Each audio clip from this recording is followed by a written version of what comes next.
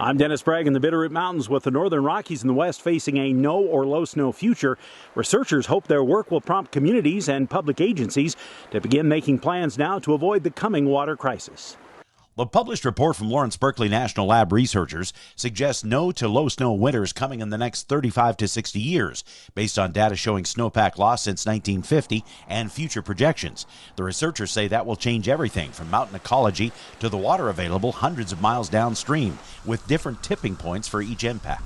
And that's where some of these model projections are really important and useful for trying to understand what that future looks like, because we don't have a crystal ball. And I think using the models is sort of one of our best approaches to trying to better quantify what that future might look like. It almost sounds like this is sort of tipping that whole Western assumption on its head. Is that a fair assessment? Yeah, that's a really good point. I mean, if you think about it, the infrastructure in the West was built maybe over 50 years ago under the assumption of a different climate that's just not here anymore. I think the term in the academic community is called climate stationarity. And it's this assumption that the infrastructure was built and is still managed to codes that assume a healthy spring snowmelt pulse each year, and also release strategies associated with that snowmelt pulse.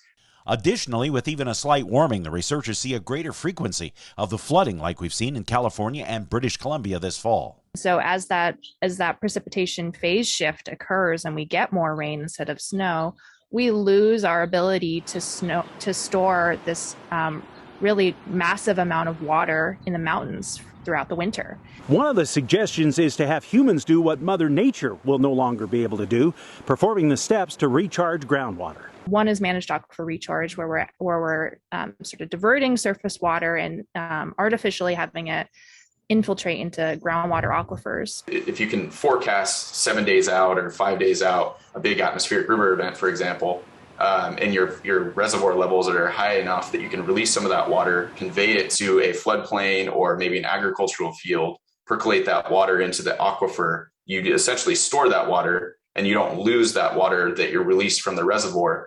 Researchers note even bolder ideas such as underground reservoirs, which could take decades to develop.